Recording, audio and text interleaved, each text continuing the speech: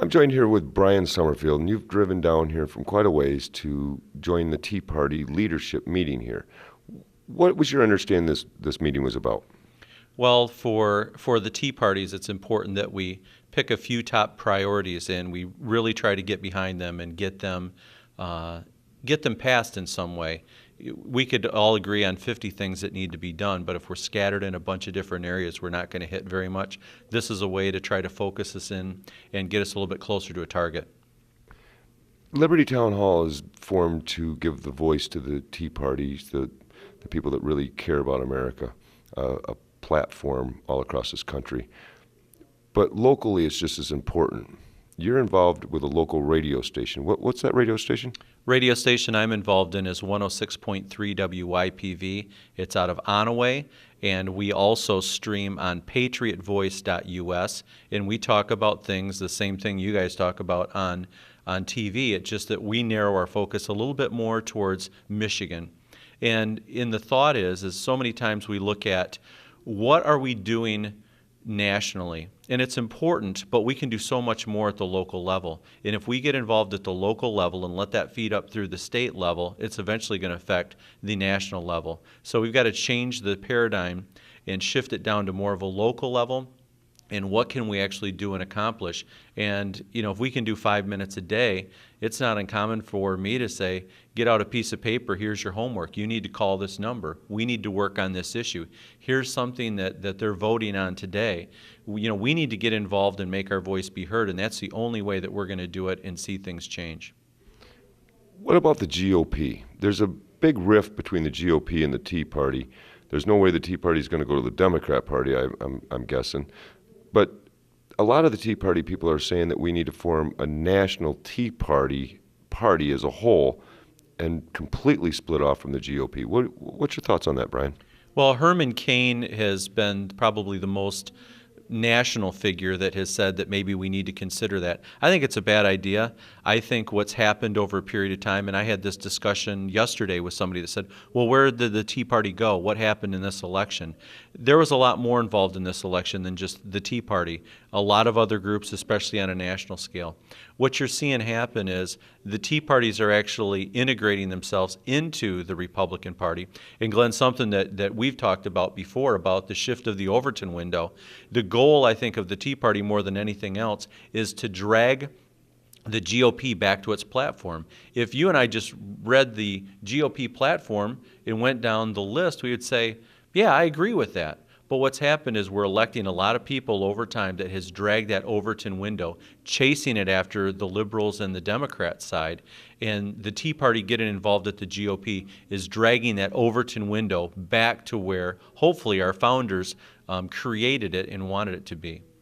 You talk about the Overton window. People may not know what the Overton window, what you mean by that. Can you tell them where they can find out more about the Overton window? I'll give you a quick 2-minute definition. If you take a look at a line, you've got total anarchy on one side, and you've got total tyranny on the other. You need to have a certain amount of rules to make sure that there's a good balance between those two. That line is where our founding fathers put where we should be at. Over time, more and more rules have been put in place and drug it towards the tyranny side.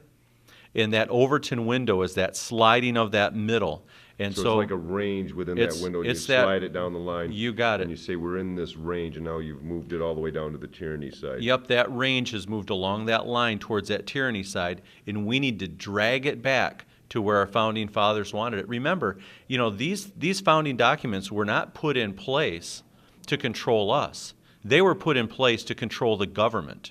And this seems to be switched more and more, and we've got to get back to educating people and letting them understand, here's why these were put in place. Here's what people fought for. My show is called the Defending Fathers. We had founding fathers that put these in place, that died, that sacrificed. And now us as defending fathers need to come back and defend those founding fathers, their actions, and their principles.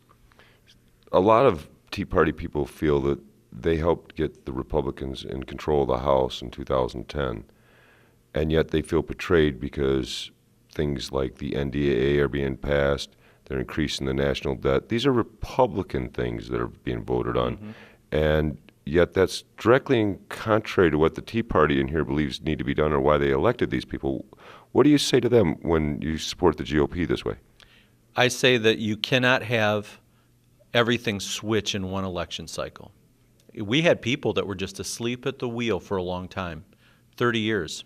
And you can't all of a sudden expect to get engaged and change everything in one election cycle. If this was a dictatorship, easily, we go in there, we don't count heads, we cut off heads, and we edict what's going to happen. That happens in dictatorships. Well, people feel that's happening now. In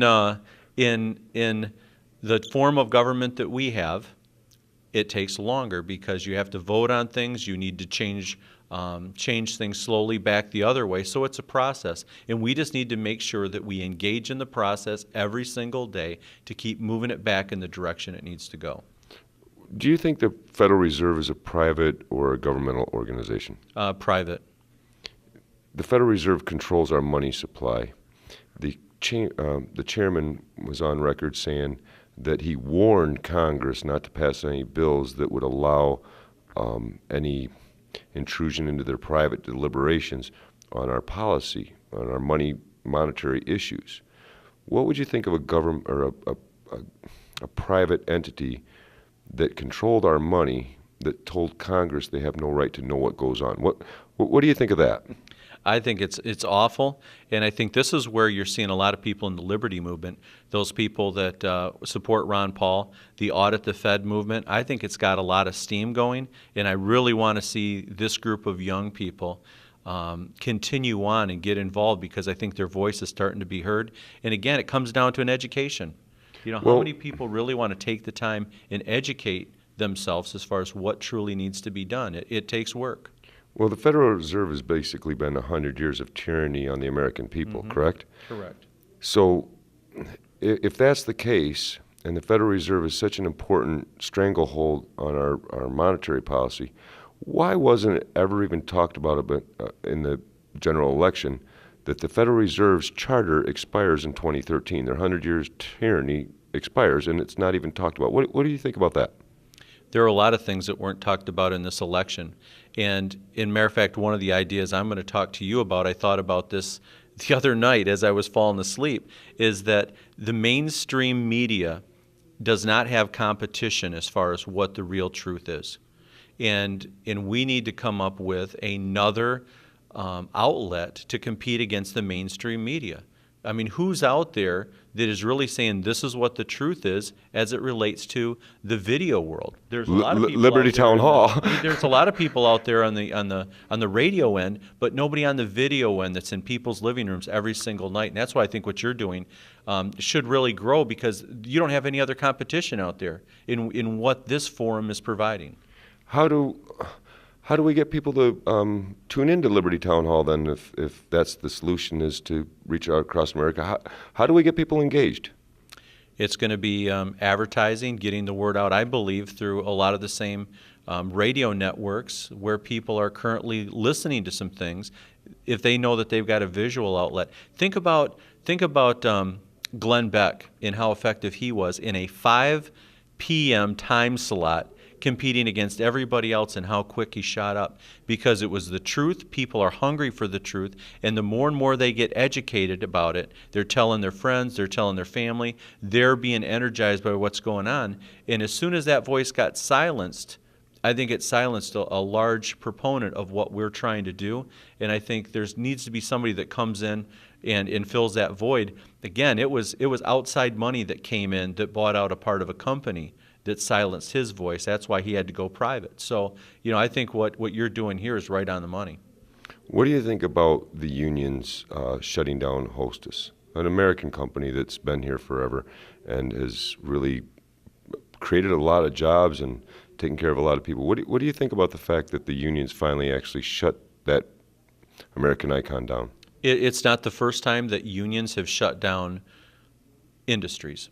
In this case, you've got a company that is already teetering because of the economic climate and in a lot of other issues. There's reasons why companies succeed and reasons why they fail. this was one of those things that could put them over the top. And And it you did. look at it did, but you look at sometimes unions that think that they're more powerful than anything else in looking after their own best interest than they are the people they're supposed to represent. And that's part of the problems right now with unions. Not to say unions are bad. I think unions need to be, their Overton window needs to shift back to representing what's in the best interest of their employees, not what's in the best interest of union bosses. What about public sector unions? Do you think the American people should be held to a public sector union? I mean, really, how does that play out? Because the taxpayers are getting tired of paying these ever-increasing costs. So what about public sector unions? Are they good? If somebody wants to organize themselves as labor, they've got the right to do it. But again, I think you're going to be in situations in states, local municipalities, where the city that you're in or the township that you're in, if they're not meeting their budget, they can't go out and say, okay, we're going to print this township's money. And at some point in time when these start going bankrupt, and we could see it in Detroit as early as maybe January or February, it's projected that their cash flow is going to be done in sometimes before the end of the year. If that takes place and they go bankrupt, what happens with all those municipal contracts? What happens with the union contracts? What happens with their retirement funds? I mean, you look at the carnage that could take place when something like this is going on. Let's say you're a retired city worker and your funds were not managed properly. Now all of a sudden, instead of you getting that $3,000 or $4,000 check, you're paid benefits every month. What are you going to do when that stops? And at that point in time, you're going to see, I think, a real shift in the way people view these things, because you're going to have real names and faces of people in the news going, you know, I thought that I was set for the rest of my life, and now my check's not in the mail. What's the government going to do for me? And the answer to them is, well, the government probably already did too much, and that's why you're in the situation you are. Now what's the real next step? And as a business owner, you know this, the normal function of bankruptcy and the way things get cleaned up, there's going to be some municipalities that truly have to go through bankruptcy and get fully reorganized before they can move forward. I know you care greatly about the Obamacare issue. Mm-hmm. What do you think that is really going to be the net effect on business owners? Well, I think if you take a look nationally, the states have an opportunity right now. If they're really honest, take a look at what you can do as a state. One, you can pull nullification and say this is not a constitutional legislation. We're going to nullify it. It's null and void in our state. There's about 13 states right now that have already said we're not going to allow it to take place in our state. It's illegal for, and again, let's quit calling it Obamacare. Obama doesn't own this. The Democrat Party owns this. The Democrat Party passed this. A Republican changed over to do it too, so there was a Republican that helped do this. And so this is really the Democrat Affordable Care Act. The Democrats own this issue for as long as it's in place now. But the states can come in, they can either nullify it or legislatively say that it will be illegal in our state. And if enough states do this, nothing will ever happen with Obamacare, because here's some things that most people don't know about it. It's unfunded. They are trying to get the states to create these exchanges, and there's no money for them to even go through and do it. If the states don't do anything, the feds don't have the money to come in and do it afterwards. So, Well, they'll just print more. So no, they don't. It's unfunded. It is an unfunded law. And if the states go in and want to do this, Well, the federal government's pretty good about that, though. they are, but I'm saying right now we can literally stop it in its tracks. If a state says, well, we really need to make sure that we do this, there's a time deadline, guess what? This time deadline is not cast in stone. Yesterday, on Friday, it was pushed forward for another 30 days. Well, I'm sorry, but the states, I know you haven't had enough time. We're going to give you another 30 days to see if you really want to enact this. Right. And guess what? When they get to that 30 days, they're going to extend it again, because they've got right now no ability and no money to really put this in place. If the states create the exchanges, then at some point in time the feds can come in and take over them. If they're not set up, they're not going to be able to do that. So the states really have a lot more control in this than what anybody really wants to let anybody know. From a budget standpoint, right now per year, if a state says, well, we better toe the federal line and do this, it's going to cost your state anywhere from $10 to $100 million a year just to put this state exchange in place. Brian, we don't have time to cover everything on the air right now. What was that web address again where they can actually tune into your radio station? You can go to patriotvoice.us, and we're on. The Defending Fathers is on live from 9 to noon Eastern, Monday through Friday. Brian, thank you for being with us. God bless. Glenn. Appreciate your effort. Thank you. Thank you.